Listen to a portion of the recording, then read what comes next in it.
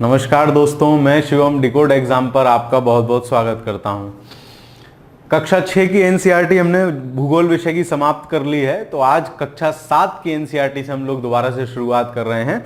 आज की इस वीडियो में क्योंकि क्लास 7 हमें इन्वायरमेंट के बारे में बताएगा और क्या कहते हैं क्लास 6 में जो भी हम पढ़ के आए हैं वही थोड़ा सा डिटेलिंग रूप में उसको रहेगा। तो ये एनसीईआरटी भी कंटेंट इसमें बहुत अच्छा है ना। डेफिनेशंस और बेसिक जो अंडरस्टैंडिंग है वो इसमें बहुत अच्छी है।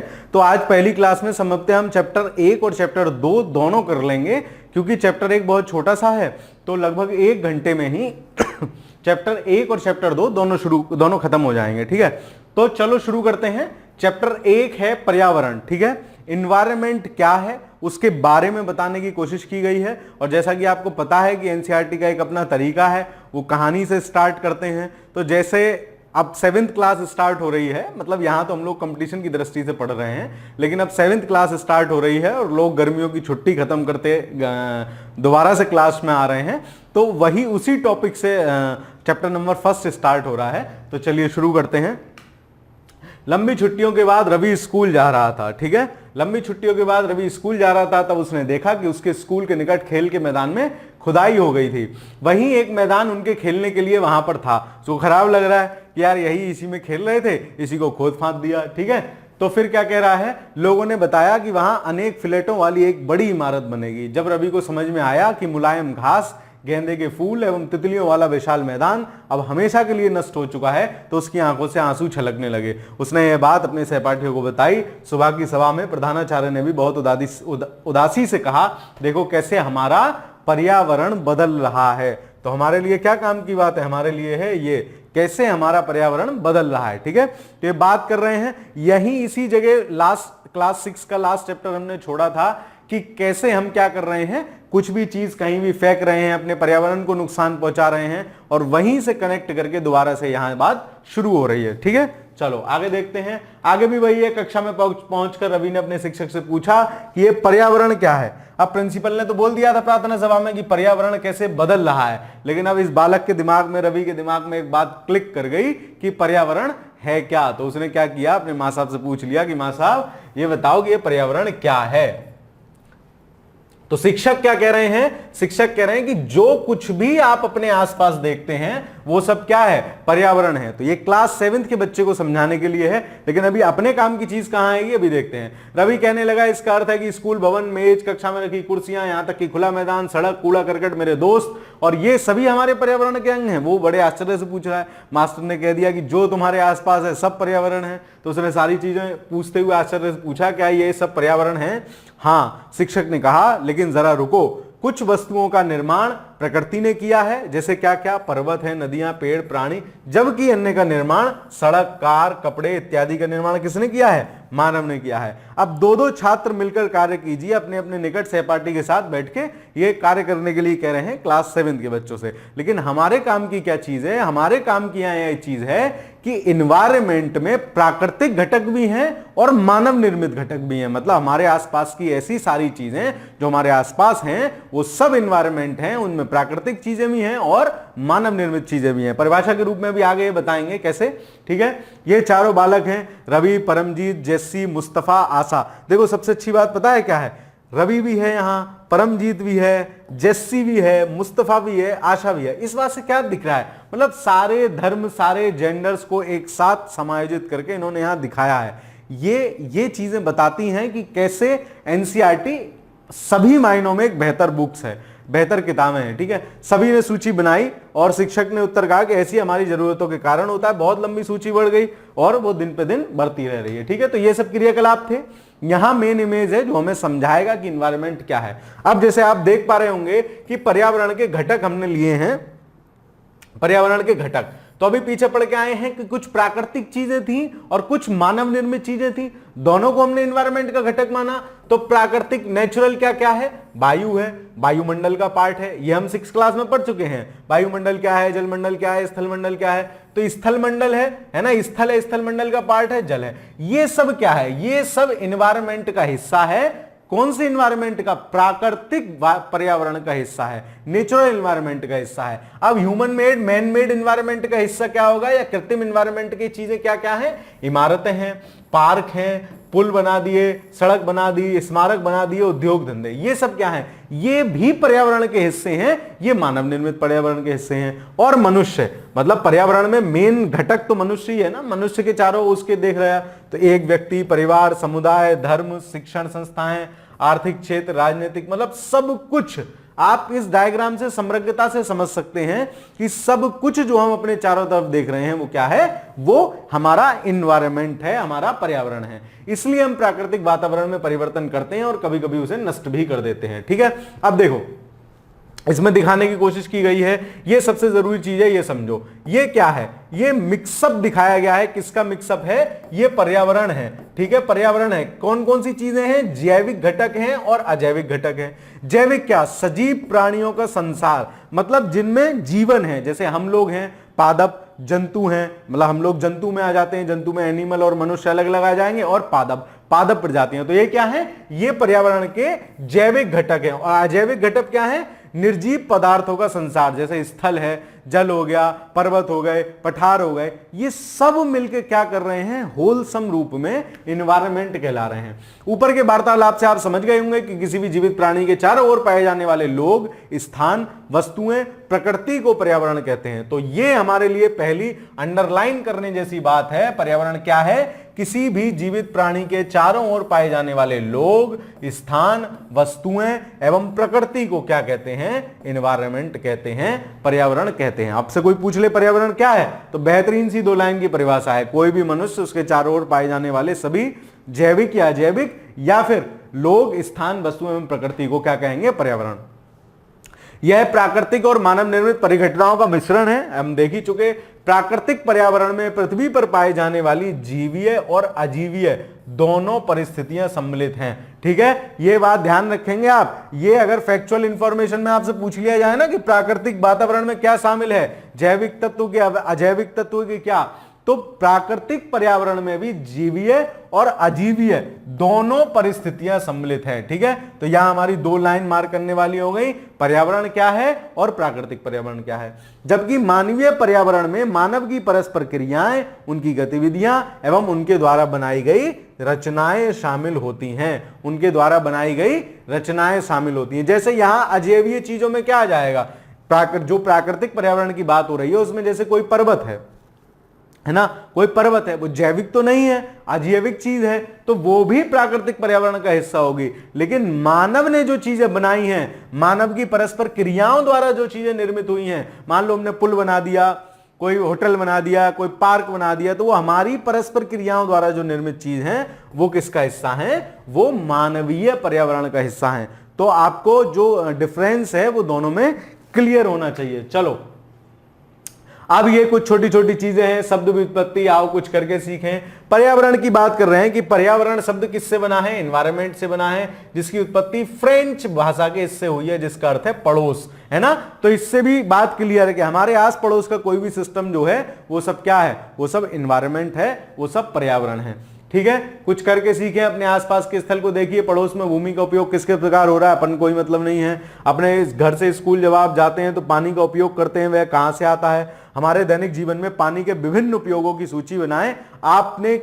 आपने किसी को पानी व्यर्थ करते देखा है? रोज देखते हैं आदमी पाइप लगा के, समरसेबल चला के गाड़ी धो रहे हैं, सड़क धो रहे हैं, है ना, इस प्रकार की तमाम चीजें कर रहे हैं। तो वो क्या है? वो वेस्टेज ऑफ जल ही तो है ना, वेस्टेज ऑफ जल ही तो है। मैंने आपको बताया था पिछले चैप्टर में, जल मंडल पढ़ाते समय मैंने बताया था कि जो हमारा पीने योग्य जल है वो कितना बिल्कुल न्यून है, बहुत कम है ना, और उसको हम इस तरीके से बर्बाद करते हैं। स्कूल जाते समय आसमान को देखें, ध्यान दें कि दिन कैसा है, वर्षा हो रही है, आसमान में बादल है, तेज धूप है या कोहरा इत्यादि। अभी आगे बताएंगे ये सब बातें। ठीक है, चलो अब प्राकृतिक पर्यावरण को डिटेलिंग में ये बात कर रहे हैं कि प्राकृतिक पर्यावरण क्या है। ये देखो एक बड़ा अच्छा चित्र दिया है ये समझाने के लिए बड़ा अच्छा चित्र है। ये क्या है? ये वायुमंडल है, ठीक है, ये जलमंडल है। आप देख रहे हैं ये तालाब सा है, इसमें कुछ तालाब के अपने चीजें घूम घाम रही हैं। ये स्थल मंडल है सारा, और इन तीनों का जो कंबाइंड जो एक कॉम्बिनेशन है उसको हम क्या कह रहे हैं? उसको हम जैव मंडल कह रहे हैं, है ना। उसको हम क्या कह रहे हैं? उसको हम जैव मंडल कह रहे हैं। स्थल मंडल लिथोस्फीयर, वायुमंडल एटमॉस्फेयर, ठीक है, और ये जैव मंडल बायोस्फीयर। ठीक है, चलो प्राकृतिक पर्यावरण इनके हिसाब से क्या है? आप देखो मार करते चलेंगे, भूमि, जल, वायु, पेड़ पौधे, जीव जंतु मिलकर प्राकृतिक पर्यावरण बनाते हैं। एक लाइन यहां अंडरलाइन करनी है हमें, क्या? भूमि, जल, वायु, पेड़ पौधे, जीव जंतु मिलकर क्या बना रहे हैं? प्राकृतिक पर्यावरण बना रहे हैं। स्थल मंडल, जल मंडल, वायुमंडल एवं जैव मंडल से आप पहले से ही परिचित हैं, मैंने बता भी दिया है, लेकिन हम कक्षा 6 में भी पढ़ के आए हैं। ठीक है, अगर आप यहां से भी क्लास देखना स्टार्ट कर रहे हैं तो मैं आपसे रिक्वेस्ट करता हूं कि पिछली 5-6 वीडियो, 6-7 संभवतः होंगी, वो पूरी कक्षा 6 की एनसीईआरटी कंप्लीट है। मुश्किल से आप 3 से 4 घंटे में उसको खत्म कर सकते हैं। तो जब पढ़ रहे हैं तो समग्रता से पढ़ते हुए आइए। ठीक है, जब तैयारी कर रहे हैं तो एक बार में अच्छे से तैयारी कीजिए। ठीक है, चलो आइए अब हम इनके संबंध में कुछ और तथ्यों की जानकारी प्राप्त करते हैं। पृथ्वी की ठोस परपटी या कठोर ऊपरी परत को क्या कहते हैं? इसको हम क्या कहते हैं? स्थल मंडल। जैसा कि मैंने आपको बताया था, मैं रसगुल्ले वाला एग्जांपल आपको अक्सर देता रहता हूं।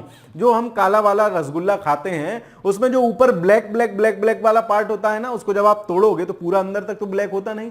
तो ऊपर वाला जो सिस्टम है ना, वो क्या है? वो है स्थल मंडल। ठीक है, यह चट्टानों एवं खनिजों से बना होता है एवं मिट्टी की पतली परत से क्या होता है? ढका हुआ होता है। ठीक है, तो पतली मिट्टी की परत जो है उसको हम क्या कह रहे हैं? ऊपर स्थल मंडल या परपटी कह रहे हैं। अभी आगे एक इमेज दिया है, उससे समझ में आएगा। यह पहाड़, पठार, मैदान, घाटी आदि जैसी विभिन्न स्थलाकृतियों वाला विषम धरातल होता है ना।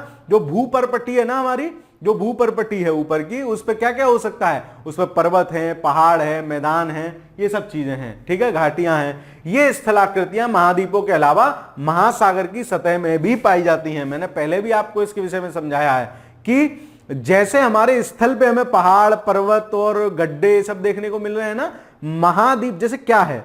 ये स्थल का तल है और महाद्वीप वाला जो धरातल है ना, वो थोड़ा सा नीचे है।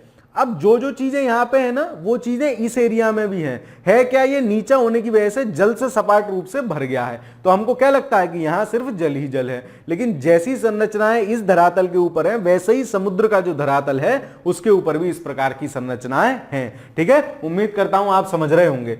ये स्थलाकृतियां महाद्वीपों के अलावा महासागर। स्थल मंडल वह क्षेत्र है जो हमें वन, कृषि, मानव बस्तियों के लिए भूमि, पशुओं को चरने के लिए घास का स्थल प्रदान करता है। यह खनिज संपदा का भी एक स्रोत है। तो जो खनिज हमारे मिल रहे हैं, जो जितने भी खनिज हैं, जितने भी खनिज पदार्थ हैं जिनका विभिन्न तरीके से प्रयोग होता है, वो सब भी कहां पाए जा रहे हैं? वो सब भी स्थल मंडल का एक पार्ट हैं। ठीक है, चलो आगे देखते हैं। जल के क्षेत्र को क्या कहते हैं? जल मंडल कह रहे हैं। ये जो जल वाला एरिया है, ये जो जल वाला एरिया है, उसको क्या कह रहे हैं? जल मंडल कह रहे हैं। यह जल के विभिन्न स्रोतों जैसे नदी, झील, समुद्र, महासागर आदि जैसे विभिन्न जलाशयों से मिलकर बनता है। यह सभी प्राणियों के लिए आवश्यक है। ठीक है, तो जल मंडल में क्या क्या आ रहा है? जल मंडल में नदी आ रही है, झील आ रही है, समुद्र आ रहा है, महासागर आ रहा है। ये सब किसका पार्ट है? ये सब जल मंडल का पार्ट है। ठीक है, पृथ्वी के चारों ओर, तो इसको भी हम मार्क कर सकते हैं, पृथ्वी के चारों ओर फैली वायु की पतली परत को क्या कह रहे हैं? वायुमंडल कह रहे हैं। ठीक है, पृथ्वी के गुरुत्वाकर्षण बल अपने चारों ओर, गुरुत्वाकर्षण बल के कारण अपने चारों ओर वायुमंडल को थामे रखता है। अब सर ये हवा हमारे चारों तरफ है, आप बता रहे थे उस दिन, आपने जब संरचना बताई थी तो आपने बताया कि क्षोभ मंडल है, क्षोभ मंडल है, उसी में मैक्सिमम जो वायुमंडल है वो हमारा पाया जा रहा है। तो वायुमंडल रुका हुआ कैसे है? पृथ्वी से चिपका हुआ कैसे?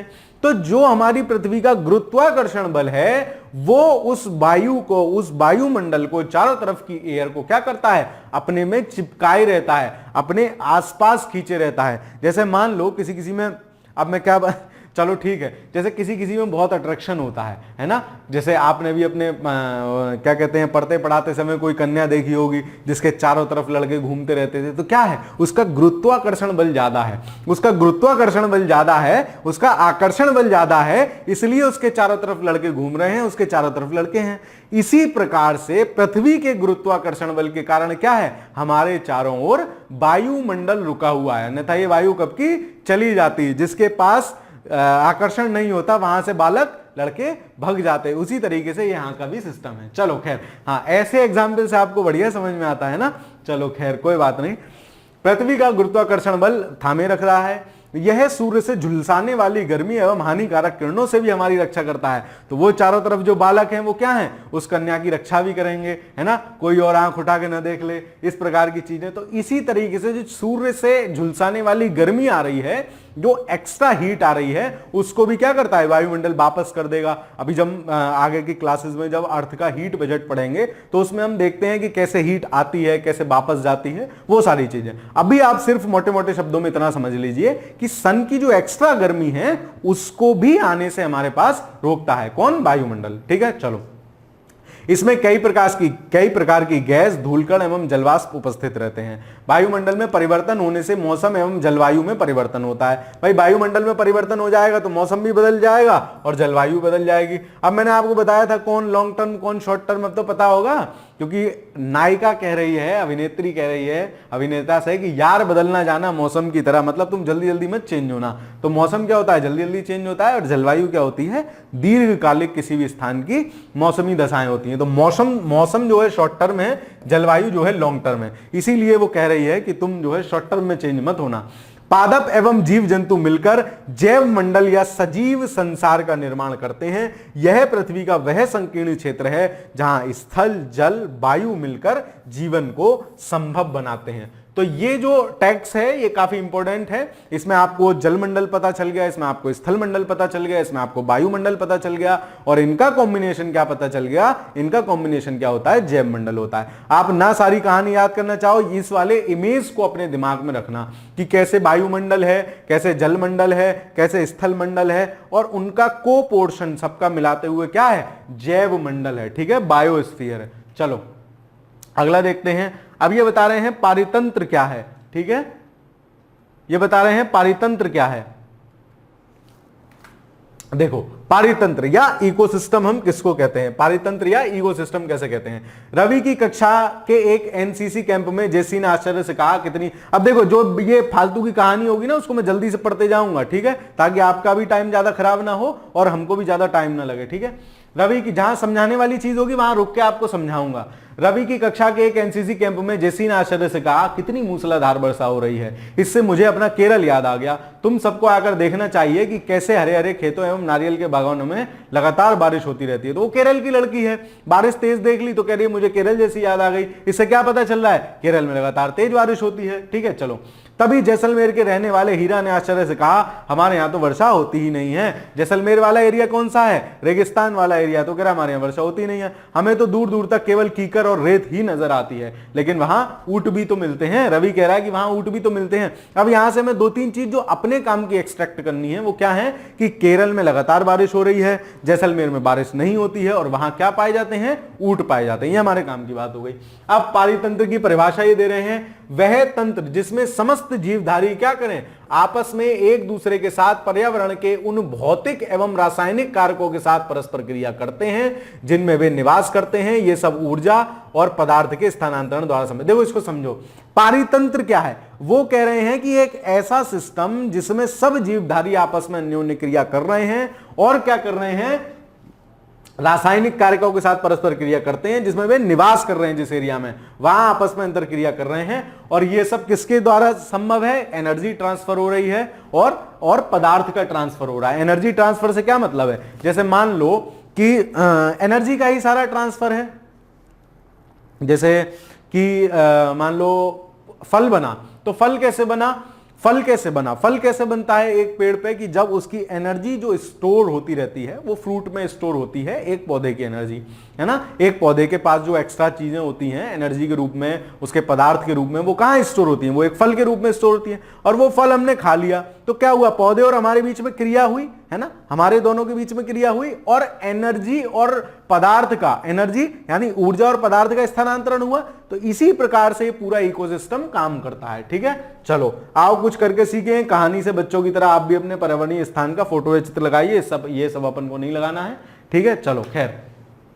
अब हीरा क्या कह रहा है, ऊंट तो मिलेंगे ही, जब तुम हमारे रेगिस्तान आओगे तो तुम्हें सांप, छिपकली और कीट भी देखने को मिलेंगे। रवि हैरत में पड़ गया, विभिन्न स्थानों पर पाए जाने वाले जीव जंतु, वनस्पति एवं लोगों के रहन सहन के तरीके इतने भिन्न क्यों हैं। अब उसे लग रहा है कि यार ये तो कन्या कह रही है कि हमारे यहाँ बारिश हो रही है, ये भला आदमी कह रहा है मेरे यहाँ बारिश ही ना होती, और मेरे यहाँ तो भाई ये सब और मिल जाएगा, सांप छिपकली कीकर उसकी हवा खराब हो ली, ठीक है। तो वो हैरत में पड़ गया और कह रहा है कि यार ऐसे कैसे कैसे है, सब अलग अलग क्यों है, क्या सभी एक दूसरे के साथ कुछ संबंध है? बिल्कुल बहुत संबंध है। अब ये सब बालक कर रहे हैं, बीच में मास्टर आ गए, मास्टर कह रहे हैं सबका संबंध है, ठीक है, सबका संबंध है। शिक्षक ने कहा, क्या कहा? सभी पेड़ पौधे, जीव जंतु एवं मानव अपने आसपास के पर्यावरण पर आश्रित होते हैं। तो किससे संबंध है इनका सबका? इनका सबका कनेक्शन है आसपास के इन्वायरमेंट से। प्रायः वे एक दूसरे पर भी आश्रित हैं, है ना, कि एक दूसरे पर भी आश्रित हैं। भाई जीव जंतु पेड़ पौधे आपस में भी आश्रित हैं और एक दूसरे पे भी आश्रित हैं, ठीक है। चलो, जीवधारियों का आपसी एवं अपने आसपास के पर्यावरण के बीच संबंध ही पारितंत्र का निर्माण करता है। यही हम पारितंत्र की डेफिनेशन पढ़ के आए थे, आपस में अन्योन्य क्रियाएं कर रहे हैं और यही कि एक दूसरे के बीच, तो क्या है, जीवधारियों का आपसी एवं अपने आसपास के पर्यावरण के बीच ही संबंधी क्या करता है? पारितंत्र का निर्माण करता है। अधिक वर्षा वाले वन, घास स्थल, रेगिस्तान, पर्वत, झील, नदी, महासागर, छोटे से ताल भी एक पारितंत्र हो सकते हैं। कैसे हो सकते हैं एक पारितंत्र? मान लो अधिक वर्षा वाला वन है तो वहां क्या होगा? वहां जानवर उसी प्रकार के होंगे, पेड़ ज्यादा उगेंगे तो पत्तियां खाने वाले होंगे, तो उसी प्रकार के पारितंत्र का निर्माण हो जाएगा। मान लो मरुस्थल है जहां बारिश नहीं हो रही है तो वहां क्या होंगे? कटीले वृक्ष उत्पन्न होंगे जिनको पानी की जरूरत कम होती है ना, और उसी प्रकार के जानवर वहां होंगे जो पानी का कम यूज करें, ठीक है। तो उसी प्रकार के पारितंत्र डेवलप हो सकते हैं। क्या आपको लगता है कि जिस पार्क में रवि और उसके मित्र खेलते थे वह भी एक पारितंत्र बनाता है? हाँ, हर छोटी से छोटी चीज इकोसिस्टम है जहां भी इस प्रकार की चीजें हैं, है ना। एक छोटे से छोटा, एक पानी का ग्लास भी आपका इकोसिस्टम है, उसमें भी कुछ ना कुछ सूक्ष्म बैक्टीरिया टाइप होते हैं जो हमें नहीं दिखते हैं, तो उनका भी आपस में क्रिया हो रही है, वो भी कुछ ना कुछ कर रहे हैं। हर छोटी से छोटी चीज इकोसिस्टम है, तो पार्क भी है, ठीक है। अब मानवीय पर्यावरण की बात, एक पीछे चीज रह गई, क्या? ये बता रहे हैं प्रत्येक वर्ष 5 जून को क्या करते हैं? विश्व पर्यावरण दिवस मनाते हैं, विश्व पर्यावरण दिवस मनाते हैं, ठीक है। 1972 5 जून को सम्मेलन हुआ था पर्यावरण से रिलेटेड चीजों के लिए कि चलो पर्यावरण बचाया जाए। 1972 में 5 जून के दिन ही स्टॉकहोम में यह सम्मेलन हुआ था, स्टॉकहोम में सम्मेलन हुआ था। तो इसी दिन को क्या करते हैं? 5 जून को ही इस दिवस को यादगार रखने के लिए विश्व पर्यावरण दिवस मनाते हैं। ना जाने कितनी बार परीक्षाओं में यह प्रश्न पूछा जाता है और 5 जून तो सामान्यतः सभी को याद होता ही। अगली स्लाइड पे चलते हैं। मानवीय पर्यावरण, मानव अपने पर्यावरण के साथ पारस्परिक क्रिया करता है। भाई अब हम ह्यूमन हैं, अब जो हमारे चारों तरफ भाई हवा है, जो जल है ना, जो स्थल है, उससे भी तो हम क्रिया कर रहे हैं। जल से लोटा भर के पानी ले आए नदी में से, ठीक है। अब ठीक है, आगे लोटे के आगे की कहानी नहीं जाते हैं। लोटा भर के पानी ले आए, स्थल है उसको डिस्टर्ब कर दिया, क्या उस पर मकान बना लिया, ठीक है। आज चारों तरफ वायु है, उसमें सांस ले रहे हैं, ये सब कर रहे हैं। तो ये चीज है, मानव अपने पर्यावरण के साथ परस्पर क्रिया करता है और उसमें अपनी आवश्यकता के अनुसार परिवर्तन करता रहता है। प्रारंभिक मानव ने स्वयं को प्रकृति के अनुरूप बना लिया था। मतलब जैसी प्रकृति, अब जैसे रात को सो गए, है ना, जब अंधेरा हो गया तो काम करने का सिस्टम नहीं है, सो गए। आजकल तो आप रात्रिचर हैं ना, सर मैं तो रात को पढ़ती हूँ, ठीक है भाई, रात को पढ़ लो, है ना, वो अपने सिस्टम के हिसाब से। खैर चलो, उसमें वो डिबेटेबल टॉपिक है।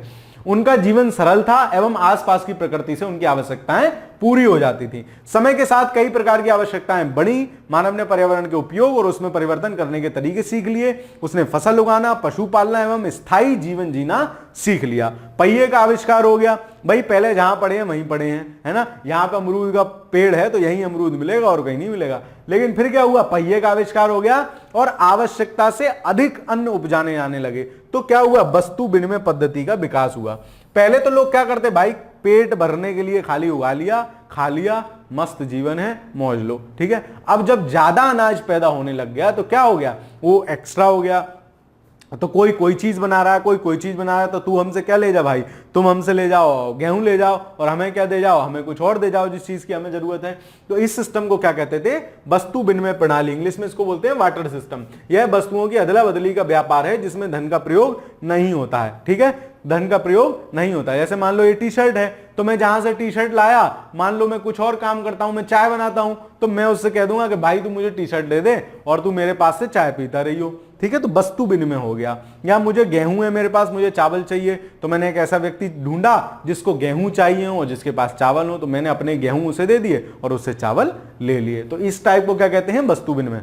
विकास हुआ, व्यापार आरंभ हुआ और वाणिज्य का विकास हुआ। औद्योगिक क्रांति ने बड़े पैमाने पर उत्पादन प्रारंभ हो गया। परिवहन तेज गति से प्रारंभ हुआ। सूचना क्रांति ने पूरे विश्व में संचार सहज, स्वचल और द्रुत हो गया। या आगे की बात है कैसे सूचना क्रांति क्या यही है कि मैं यहां से एक क्लास आपको पढ़ा रहा हूं और आप भारत देश के विभिन्न जगहों पर बैठ के इस कक्षा को ले रहे हैं, इस कक्षा को देख रहे हैं। तो ये क्या है, ये सब सूचना क्रांति है, ठीक है, इंफॉर्मेशन टेक्नोलॉजी है, ठीक है। क्या आप जानते हैं कि आप गर्मी में रसीला तरबूज एवं सर्दी में भुनी हुई मूंगफली खाना क्यों पसंद करते हैं? प्राकृतिक एवं मानवीय पर्यावरण के बीच सही संतुलन होना आवश्यक है। मानव को पर्यावरण के साथ समरसता से रहना एवं उसका उपयोग करना सीखना होगा।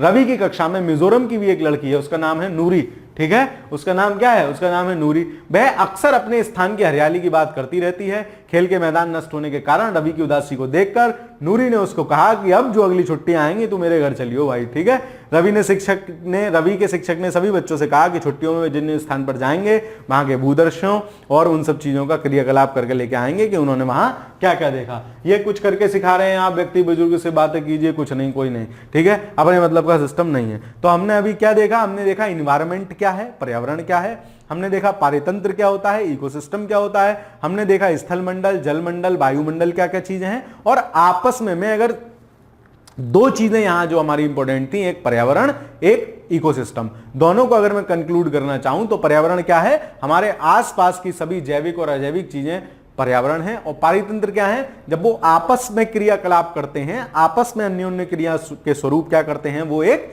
इकोसिस्टम डेवलप करते हैं, वो एक पारितंत्र डेवलप करते हैं, ठीक है। तो इस तरीके से पहला चैप्टर हमारा यहां समाप्त होता है, क्योंकि पहला चैप्टर छोटा सा ही है और आप लोग भी पढ़ने की अब अपनी हैबिट बढ़ा लो यार, है ना, मेरे साथ साथ एक्स्ट्रा पढ़ते चलो, ठीक है। तो चैप्टर 2 है ना, चैप्टर 2 हमारी पृथ्वी के अंदर, मतलब पृथ्वी की आंतरिक संरचना, है ना, अध्याय 2 हम स्टार्ट कर रहे हैं, पृथ्वी की आंतरिक संरचना। तो किस प्रकार की पृथ्वी की आंतरिक संरचना है देखते हैं उन्हीं इमेजेस के माध्यम से, ओरिजिनल टेक्स्ट के माध्यम से। मैं आपके लिए ना ओरिजिनल टेक्स्ट इसीलिए लाता हूं, है ना, कि आपको आसानी से अपने किताब जैसा ही फीलिंग आए, ठीक है, अपने किताब जैसा ही फीलिंग आए और उसको आप अच्छे से पढ़ें। और ये नहीं कि बस बैठे हैं देख लिए हैं, इसको प्रॉपर किताब लेके बैठो, जहां मार कर रहा हूं मार करते चलो। कुछ चीज समझाया है तो उसको अगर मान लो कुछ आपको लगा कि हाँ ये चीज इसमें नहीं है, ये चीज मुझे लिख लेनी चाहिए तो लिख लो, ठीक है। चलो खैर, अब देखो ये क्या आ गया, पृथ्वी घूम रही है अपन की, ठीक है। हमारी पृथ्वी के अंदर क्या है, चलो हमारी पृथ्वी एक गतिशील ग्रह है और ये हमारा इमेज भी गतिशील है, ठीक है। खैर, पृथ्वी गतिशील ग्रह कैसे है, पृथ्वी की गतियां पढ़ चुके हैं, है ना, पृथ्वी गति, ये जो दीवार पे टिक के बैठे हो सीधे बैठ के पढ़ो, पृथ्वी की गतियां हम लोग पढ़ चुके हैं, पहले ही पढ़ चुके हैं। 2 टाइप की गति सर आपने बताई थी, एक परिक्रमण और एक परिभ्रमण। अब जिसको परिक्रमण और परिभ्रमण में अंतर अभी भी नहीं पता, चुपचाप एक रैपट लेके अपने गाल पे मान लो, क्यों, क्योंकि बहुत समझा चुका हूं। परिक्रमण क्या होता है, जब आप मंदिर की परिक्रमा करते हो उसी को तो परिक्रमण बोलेंगे, और परिभ्रमण मैं अपने स्थान पर खड़े खड़े घूम जाऊं, इसको क्या कहेंगे, इसको कहेंगे परिभ्रमण, ठीक है। चलो, तो इसके अंदर एवं बाहर निरंतर परिवर्तन होता रहता है। क्या आपने कभी सोचा है कि पृथ्वी के आंतरिक भाग में क्या है, रसगुल्ले के आंतरिक भाग में क्या है, मेवा है। उसी प्रकार से पृथ्वी के आंतरिक भाग में क्या है, मैंने बताया था प्लाज्मिक अवस्था में है पृथ्वी का आंतरिक भाग। पृथ्वी किन पदार्थों से बनी है, आगे चलो डिस्कस करते हैं। देखो पृथ्वी का आंतरिक भाग क्या है, पृथ्वी प्याज की तरह, पृथ्वी के भी एक के ऊपर एक सकेंद्रीय परतों से बनी होती है। प्याज देखो कितना बढ़िया एग्जांपल दिया, आपकी समझ में आ जाएगा। प्याज क्या होता है, प्याज छीलते हो, पहला परत, दूसरा परत, ना सर मैं तो प्याज खाती ना हूं, तो भाई ठीक देखी तो होगी, समझ में तो आता होगा, ठीक है। तो प्याज की तरह पृथ्वी की भी एक के ऊपर एक सेकेंडरी कई परतों से बनी है। पृथ्वी की सतह की सबसे ऊपरी परत को क्या कह रहे हैं, परपटी कह रहे हैं। वो जो सबसे परपटी कह रहे हैं, ठीक है, भूपरपटी या परपटी कह रहे हैं। तो वो जो सबसे ऊपर वाला छिलका होता है ना, जिसको आप उतार के फेंक देते हो कि है ये तो गंदा है, तो उसको क्या कह रहे हैं, इसको परपटी कह रहे हैं। ये सबसे पतली परत होती है, और प्याज में भी जो ऊपर वाला छिलका आप उतार के फेंकते हो वो क्या है, सबसे पतला है। यह महाद्वीपीय संहति में 35 किलोमीटर एवं समुद्री सतह में केवल 5 किलोमीटर तक होती है महाद्वीपीय संहति। ठीक है, इसको देख लेते हैं, ये क्या कहना चाह रहे हैं। देखो ये है, ये जो मेरी ऊपर वाली, देखो पेन में, चलो रेड है मेरे पास, मैं चेंज कर लेता हूं पेन का कलर कुछ। देखो ये जो सबसे ऊपर वाली पतली वाली परत आप देख रहे हो ना, नीली नीली वाली, केवल इतना ही है। ये क्या है, ये परपटी है, ठीक है, ये परपटी। इसको क्या बोल रहे हैं, इसको स्थल मंडल भी बोल रहे हैं। अब परपटी के नीचे का जो भाग है, परपटी के नीचे को स्थल मंडल बोल सकते हैं। ये जो चौड़ा चौड़ा सा आप देख रहे हो, ये परपटी, और परपटी के नीचे वाला ये स्थल मंडल। फिर इसके नीचे क्या आया, ये मेंटल आया, ठीक है। परपटी, स्थलमंडल, मेंटल। फिर मेंटल के नीचे क्या है? मेंटल के नीचे है क्रोड़। क्रोड़ में भी इन्होंने इसको दो पार्ट में बांट दिया है ना। एक तो बाह्य क्रोड़ है, ये वाली मान लो, ये वाला हिस्सा बाह्य क्रोड़ वाला है, और ये जो रह गया ये आंतरिक क्रोड़ वाला है। तो ये बड़ा कंफ्यूजिंग सा है, मैं बता देता हूं। सबसे ऊपर स्थलमंडल है, परपटी है, मतलब उसकी जो ऊपर वाली परत है परपटी है, स्थलमंडल है, फिर मेंटल है, फिर बाह्य क्रोड़ है, फिर आंतरिक क्रोड़ है। ठीक है, चलो अब ये कहना चाह रहे हैं कि अब जैसे जो पृथ्वी है, मेरा पूरा अर्थ है, अब अर्थ में सारी जगह तो कॉन्टिनेंट है नहीं, सब जगह तो महाद्वीप है नहीं। जहां महाद्वीप है वहां क्या है? बोले वहां तो ये परपट्टी का साइज मोटा है। अब देखो मैं आपको समझाता चल रहा हूं। देखो जैसे मान लो ये क्या है? ये तो है मेरा क्या कहते हैं, स्थलमंडल वाला, ये है मेरा जलमंडल वाला। तो ये क्या है? ये जलमंडल है, ये स्थलमंडल है। अब नीचे जहां इनका कॉमन एरिया होगा, मैंने आपको बता दिया है क्या कि ये भी जैसा समुद्र में हम देख रहे हैं ना, जैसी इसके ऊपर संरचना होती है वैसी यहां भी होती है। अब इसका एरिया तो कितना होगा? यहां से लेके यहां तक मोटा होगा, और ये वाला कितना होगा? यहां से लेके यहां तक ही होगा। मतलब तो क्या हुआ? स्थलमंडल वाला एरिया ज्यादा मोटा हो गया। इस डायग्राम के माध्यम से भी समझते हैं। देखो ये हमारी कौन सा आ गया? ये हमारी भूपरपट्टी वाली सीमा आ गई। इसके नीचे यहां से हमारी भूपरपट्टी समाप्त हो जा रही है। अब देखो ये स्थलमंडल वाले एरिया है, महाद्वीप है, महाद्वीपीय परपट्टी दिखा रहे हैं ना। तो महाद्वीप वाली देखो कितनी 35 किलोमीटर तक हो सकती है। ये क्या है? ये महासागर वाली परपट्टी। तो ऊपर तो इसमें जल भरा हुआ है, इसका परपट्टी का एरिया कितना हुआ? परपट्टी का एरिया कितना हुआ? इतना हुआ। तो ये क्या है? ये महासागर, ये परपट्टी है। तो ये क्या हो गया? ये देखो सिर्फ 5 किलोमीटर, काफी पतली है इसकी तुलना में। तो ये इसका मतलब है। ये क्या कहना चाह रहे हैं कि महाद्वीपीय संगति तो 35 किलोमीटर तक समुद्र होती है, लेकिन समुद्री सतह केवल 5 किलोमीटर तक होती है, क्योंकि इसके बाद तो क्या आ जाएगा? मेंटल और स्थलमंडल वाला भाग आ जाएगा। ठीक है, चलो आगे देखते हैं। पीछे कुछ रह गया? हाँ, महाद्वीपीय संगति मुख्य रूप से सिलिका और एल्यूमिना जैसे चीजों से बनी है। ठीक है, सिलिका और एल्यूमिना जैसे खनिजों से बनी है, इसलिए इसे क्या कहते हैं? इसलिए इसे सियाल, SiAl कहते हैं ना। इसलिए इसे क्या कहते हैं? SiAl, सियाल कहते हैं, मतलब सिलिका और एल्यूमिनियम।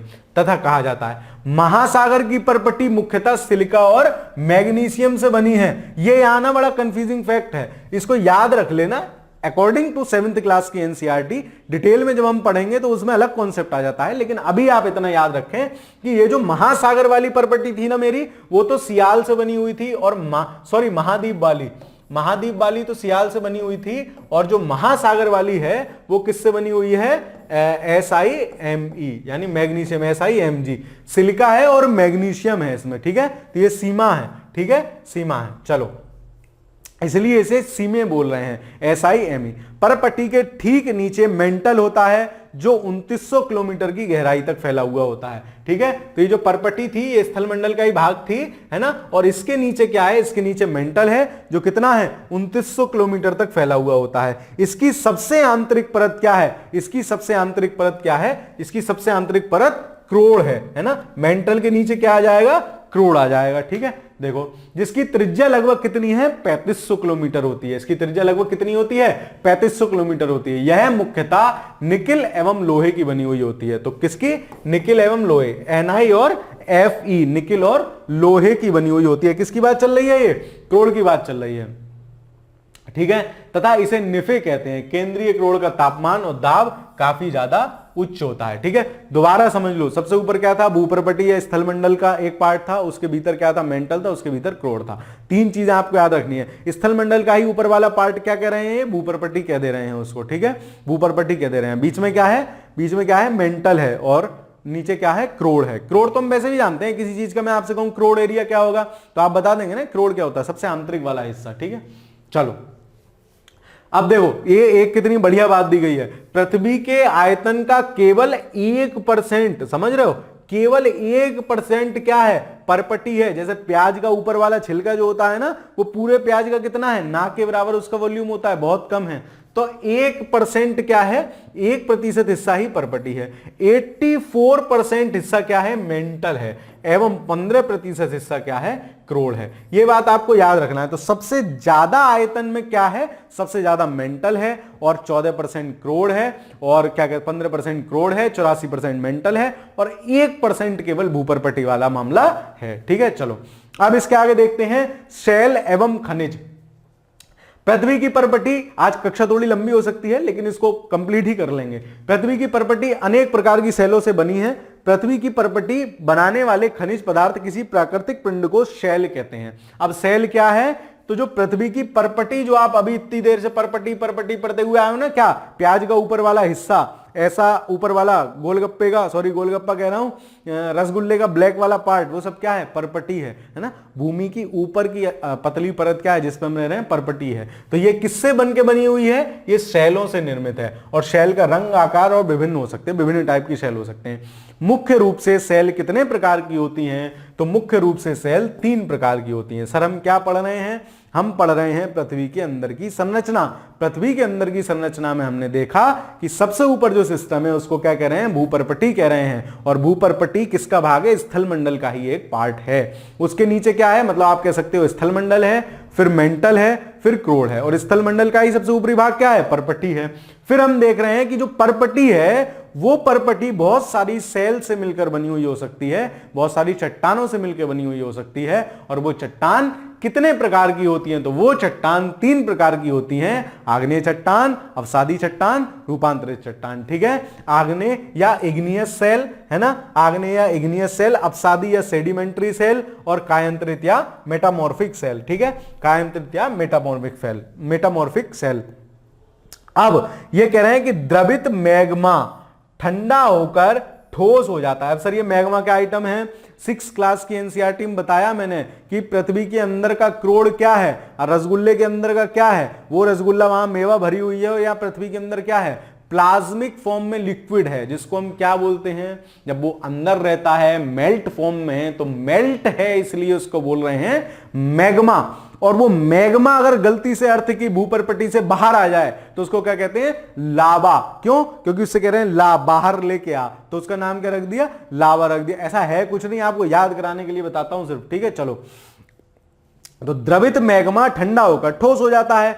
इस प्रकार बने शैल को क्या कहते हैं, आग्नेय शैल कहते हैं। मतलब जो मैग्मा अंदर से किसी भी हलचल की वजह से निकल के आ गया बाहर, जो इनर कोर में द्रवित मैग्मा है, वो मैग्मा अगर ऊपर आया और ऊपर आके जम के ठोस हो गया है ना, तो वो क्या होगी, वो आग्नेय शैल होगी। अब एक बात खुद सोचो, जब इतना टेम्परेचर, हाई टेम्परेचर का आइटम है मैग्मा, तो क्या उसमें जीवाश्म होंगे। जीवाश्म क्या होते हैं, मान लो कोई पशु पक्षी है, उसका कंकाल पड़ा है और वो चट्टान में बीच में दब के हो जाए, तो जब इतना हाई टेम्परेचर से कोई चीज अंदर जा रही है, आ रही है, तो क्या होगा, उसमें कुछ होगा भी, तब भी खत्म हो गया होगा। ठीक है, तो इस प्रकार की शैल में क्या होते हैं, जीवाश्म नहीं पाए जाएंगे। ठीक है, तो इस प्रकार बने शैल को आग्नेय शैल कहते हैं। मैग्मा ठंडा होकर ठोस हो गया। इन्हें प्राथमिक शैल भी कहते हैं। क्यों, क्योंकि सबसे पहले यही बन रही है, इसलिए इन्हें प्राथमिक शैल भी कहते हैं। आग्नेय शैल 2 प्रकार की होती है, अंतर्वेदी और बहिर्वेदी। इसमें कुछ नहीं है। मैग्मा भाई साहब अगर बाहर खोद के आ गया और बाहर आके जम गया तो वो बहिर्वेदी हो गई सर, और अंदर ही रह गया, अंदर ही ठंडा होकर जम गया तो क्या हो गई, अंतर्वेदी हो गई। तो ये इन्होंने जबरदस्ती 2 टाइप कर दिए कि अंतर्वेदी आग्नेय शैल और बहिर्वेदी आग्नेय शैल। मैं कह दूं बहिर्वेदी के बाद पहाड़ भेदी आग्नेय शैल है ना, मैदान भेदी आग्नेय शैल, ये कुछ नहीं है। आपको सिर्फ इतना याद रखना है कि जब मैग्मा चाहे लावा के रूप में बाहर आकर जमकर ठोस हो जाता है, चाहे वो अंदर ही ठोस हो जाता है, ठंडा होकर जम जाता है, तो मैग्मा के जमने के स्वरूप जो शैल बन रही है वो क्या है, आग्नेय शैल। अंतर्भेदी अंदर जम जाए, बहिर्भेदी बाहर आके जम जाए। ठीक है, चलो। क्या आप ज्वालामुखी से निकलने वाले लावा की कल्पना कर सकते हैं, वास्तव में आग की तरह लाल द्रवित मैग्मा ही लावा है। अब मैग्मा और लावा में कंफ्यूजन नहीं होना चाहिए। जिसे मैग्मा और लावा में कंफ्यूजन है, 2 झापड़ मारो अपने अपने आप। ठीक है, क्योंकि 10 बार बता चुका हूं, जो पृथ्वी के आंतरिक भाग से निकलकर सतह पर आता है, जब द्रवित लावा पृथ्वी की सतह पर आता है, तेजी से ठंडा होकर ठोस हो जाता है, तो परपटी पे इस प्रकार के शैल को बहिर्वेदी आग्नेय शैल, यही तो मैं कह रहा हूं, बाहर आके जम जाए तो बहिर्वेदी, अंदर ही जम जाए तो अंतर्वेदी। इनकी संरचना बहुत महीन दानों वाली होती है। उदाहरण के लिए बेसाल्ट, तो आपको याद रखना है बेसाल्ट क्या है, आग्नेय शैल का उदाहरण है। और किस प्रकार की आग्नेय शैल, बहिर्भेदी आग्नेय शैल का उदाहरण है। दक्कन का पठार बेसाल्ट शैलों से ही बना है। द्रवित मैग्मा कभी कभी भूपर्पटी के अंदर गहराई में ही ठंडा हो जाता है। इस प्रकार बने ठोस शैलों को क्या कह रहे हैं, अंतर्वेदी आग्नेय शैल कह रहे हैं। जो मैंने आपको 2 लाइन में बता दी, इन्होंने पूरे पेज में उसको समझाया है। धीरे धीरे ठंडा होने के कारण ये बड़े बड़े दानों का रूप ले लेता है। अब यहां 2 पॉइंट याद करने वाले हैं। जो अंतर्भेदी है ना, जो अंतर्भेदी है, जो अंदर ही जम रहा है, वो धीरे धीरे ठंडा हो रहा है। क्यों धीरे धीरे ठंडा हो रहा है सर? जो बाहर आ गया उसको तो एटमॉस्फेयर मिल गया, तो ठंडा होने के लिए वो जल्दी ठंडा हो जाएगा। जो अंदर ही है वो अंदर की हीट भी उसके पास है, उसकी हीट भी धीरे धीरे रिलीज होगी तो वो देर से जमेगा। तो अंदर वाला धीरे धीरे जमता है, इसलिए बड़े बड़े दानों के रूप में जमता है, और जो बाहर वाला तेजी से ठंडा होकर ठोस बन जाता है तो वो क्या होता है? वो काफी क्या कहते हैं, बहुत महीन दानों वाला होता है, बहुत महीन दानों वाला होता है। तो आपको ये भी एक फैक्ट पॉइंट के रूप में याद रख लेना चाहिए, कभी कभी ऐसे फैक्ट आ जाते हैं। ग्रेनाइट ऐसी ही सेल का एक उदाहरण है। तो ग्रेनाइट कैसी है? ग्रेनाइट अंतर्भेदी आग्नेय सेल है, और बेसाल्ट कैसी है? बहिर्भेदी आग्नेय सेल है। ठीक है, ऐसी सेल का उदाहरण है। लेई मसालों तथा दानों का चूर्ण बनाने के लिए जिन आकर्षण अपघर्षण पत्थरों का उपयोग होता है वे ग्रेनाइट के बने होते हैं। वो नहीं देखते हो घर में मम्मी चटनी पीसती है सिलवट्टे पे, तो वो सिलवट्टा क्या है? वो ग्रेनाइट का ही पत्थर है ना, ग्रेनाइट ही होता है। चलो खैर आगे चलते हैं। शैल लुढ़ककर चटककर तथा एक दूसरे से टकराकर, वाह, लुढ़ककर चटककर तथा एक दूसरे टकराकर छोटे छोटे टुकड़ों में टूट जाती हैं। इन छोटे छोटे टुकड़ों को अवसाद कहते हैं। ये अवसाद हवा जल आदि के द्वारा एक स्थान से दूसरे स्थान पर पहुंचकर जमा कर दिए जाते हैं। ये क्या चक्कर है? देखो, अब आग्नेय सेल बन गई, ठीक है, मैं तुम्हें ऐसे ही समझा दे रहा हूं, फिर ये कहानी पढ़ दूंगा पूरी, जहां कुछ समझाने वाला होगा समझा दूंगा। आग्नेय सेल बन गई। अब गलती से भाई साहब आप गिर पड़े उस पे, आग्नेय सेल पे, तो कौन टूटेगा? आपकी सेल तो आप टूट जाओगे। ठीक है, वो मजबूत पत्थर पे गिरोगे तो टूट जाओगे। है क्या? देखो, जब किसी भी कारण से टूट फूट जाती, बारिश पड़ी, तेज धूप पड़ी, तो क्या हुआ? बार बार ठंडी गर्म होने से सिकुड़न इनमें भी होती है, हमको महसूस नहीं होती, चटक गई। चटकने के बाद उड़ के कहीं और टुकड़ा चला गया, कुछ और हो गया। इस प्रकार बहुत सारे अवसाद कहीं से आके जमा हो गए, और वो जमा होकर क्या हुआ? एक ठोस का रूप ले लिया। जैसे मान लो सीमेंट की बोरी देखी है आप लोगों ने, तो सीमेंट की बोरी क्या है? बहुत सारे छोटे छोटे टुकड़े हैं उसमें, और उसमें पानी डाल के क्या कर दो, जम जाती है, तो वो क्या हो गई? ठोस जम गई। इसी प्रकार से क्या हो गई? अवसाद बहुत सारे इकट्ठे होकर ठोस स्वरूप धारण कर लिया, तो उसको हम क्या कहते हैं? अवसादी सेल भी कहते हैं। अब इसमें जीवाश्म मिलेंगे कि नहीं मिलेंगे? मां साहब, जब तमाम टुकड़े इधर उधर से आके इकट्ठे हो रहे हैं, तो क्या पता उसमें कोई चिड़िया भी मर गई हो, कोई चूहा भी मर गया हो, कोई कुछ भी मर गया हो, वो भी जम के भाऊजी ठोस हो जाएंगे। तो क्या होगा? उसमें भी जीवाश्म मिल पाएंगे, जबकि आग्नेय में जीवाश्म नहीं मिलेंगे। क्यों नहीं मिलेंगे मैं बताता चल रहा हूं साथ में। अब क्या होगा? अवसादी बन गई। इसके बाद क्या होगी? रूपांतरित, कायांतरित, नाम सही है ना, रूपांतरण हो गया इसका। अब इस सेल पे, चाहे आग्नेय पे चाहे अवसादी पे, अगर हाई टेम्परेचर हाई प्रेशर में ये आग्नेय और अवसादी सेल रह लें, तो क्या होगा? इनका रूपांतरण हो जाएगा। कैसा रूपांतरण हो जाएगा? भौतिक स्वरूप से भी रूपांतरण हो जाएगा, और रासायनिक रूप से भी इनमें परिवर्तन हो सकता है। रासायनिक परिवर्तन भी हो सकते हैं, तो ये रूपांतरित सेल बन जाएंगे। ठीक है, चलो तीनों सेल समझ में आ गई। कहानी पढ़ते हैं।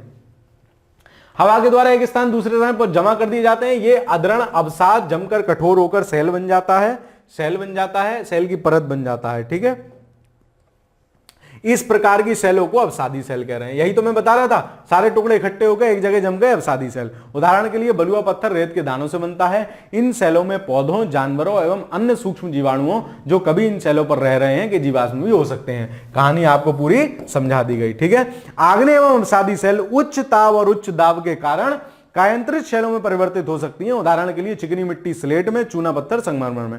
ये जो संगमरमर आप देखते हो ना घरों में, बढ़िया टाइल्स नीचे लगी हुई है, पत्थर नीचे लगा हुआ, ये कुछ नहीं, चूना पत्थर है, चूना है ना। और इसको हाई टेम्परेचर और हाई प्रेशर जब इसने झेला तो संगमरमर बन गया। ऐसे ही हीरा बन जाता है कोयले से।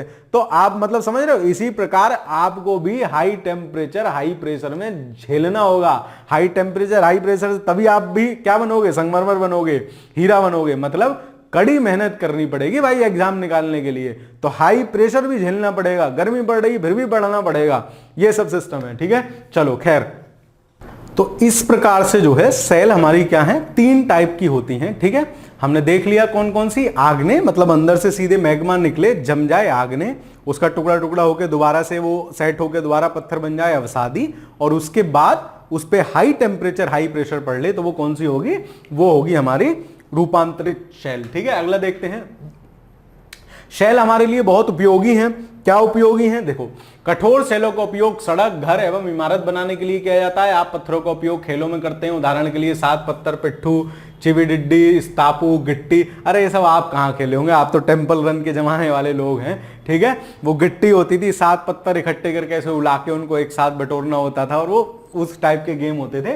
तो गेम भी होते हैं और इन पत्थर से हम क्या कर रहे हैं, आपके घर में आज पूरा, अरे जी हमारा तो फर्श संगमरमर का है ना, तो संगमरमर क्या है, इसी प्रकार का एक पत्थर है। ठीक है, चलो और भी कह रहे हैं कि अपने दादा नानी माता पिता और पड़ोसियों इत्यादि से पूछकर कुछ अन्य खेलों के बारे में जानकारी प्राप्त करें। और ये देख रहे हैं आप कि इस प्रकार ये क्या है, ये सब क्या है, शैलों से बने हुए एग्जाम्पल्स हैं। ये क्या है, ताजमहल 7 अजूबों में से एक, सफेद संगमरमर का, लाल किला लाल बलुआ पत्थर से बना हुआ। ठीक है, चलो आगे देखते हैं। आपको जानकर आश्चर्य होगा कि किन्हीं निश्चित दशाओं में एक प्रकार की सेल चक्रीय तरीके से दूसरे में परिवर्तित है। देखो ये पूरी कहानी है, मैं आपको समझा देता हूं, फिर इस कहानी को पढ़ लेंगे। ठीक है, चलो देखो ये मैग्मा है। मैग्मा क्या है, पृथ्वी के अंदर का जो द्रवित भाग है वो मैग्मा है, और अगर ये बाहर निकल आएगा तो क्या हो जाएगा, लावा हो जाएगा। यही अब क्या होगा, देखो पूरा एकदम दिया है, मैं इसको आपको समझा दे रहा हूं प्रॉपर, इसको समझने की कोशिश करो, उसको छोड़ो।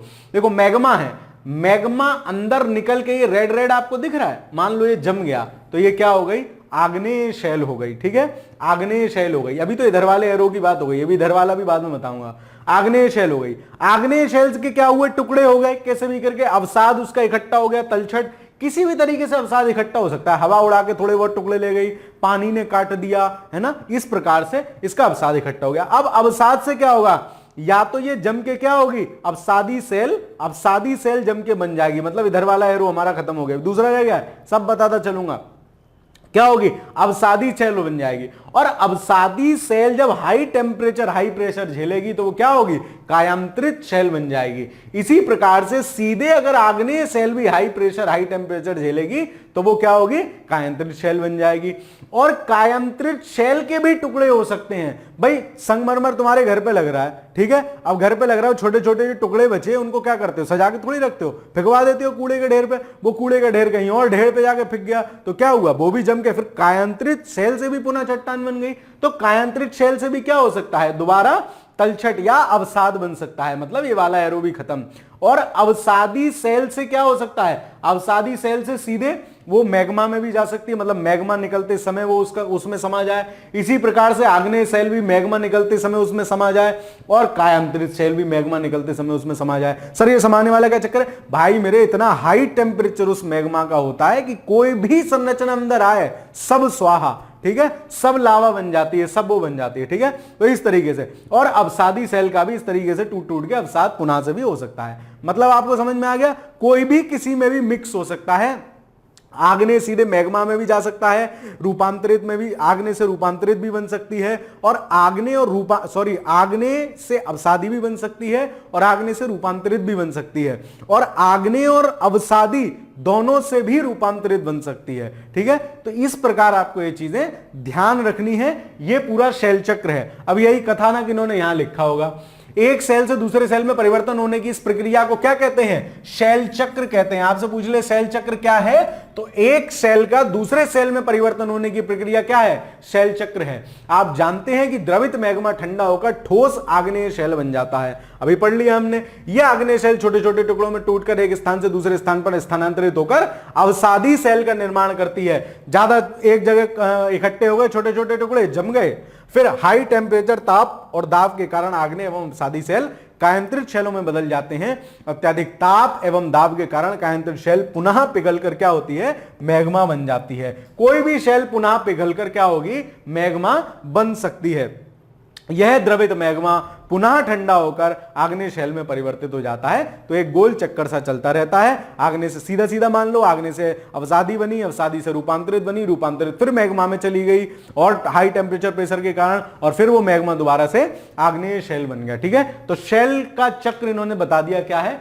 शैल विभिन्न खनिजों से बनी होती हैं। खनिज क्या है, अब शैल विभिन्न खनिजों से बन रही है, लेकिन खनिज क्या है, खनिज प्राकृतिक रूप से पाए जाने वाले पदार्थ हैं जिनका निश्चित गुण धर्म होता है, निश्चित रासायनिक मिश्रण होता है। ठीक है, मतलब वो उनकी फिजिकल और केमिकल प्रॉपर्टी सेम रहेगी। ठीक है, एक विशेष प्रकार की होती है। खनिज क्या है, मानव जाति के लिए बहुत महत्वपूर्ण है, कुछ उपयोग में ईंधन की तरह आते हैं। जैसे कोयला है, कोयला भी एक खनिज है, प्राकृतिक गैस है वो भी खनिज है, पेट्रोलियम है, पेट्रोल डीजल जो आप यूज कर रहे हो ये भी सब खनिज है।